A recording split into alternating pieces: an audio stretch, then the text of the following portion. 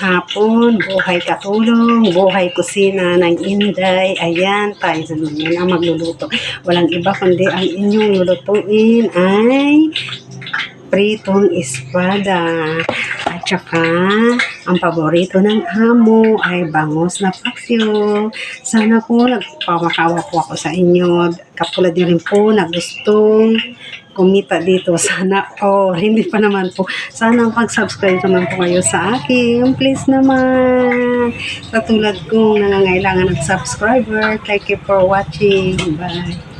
Hapon, buhay katulong, buhay kusina ng Inday. Ayan, tayo sa naman ang magluluto. Walang iba kundi ang inyong lulutuin ay pritong espada. At saka, ang paborito ng amo ay bangos na paksyo. Sana po nagpamakawa po ako sa inyo. Katulad niyo rin po na gustong kumita dito. Sana, hindi pa naman po. Sana pag-subscribe naman po kayo sa akin. Please naman. Katulad kong nangangailangan ng subscriber. Thank you for watching. Bye.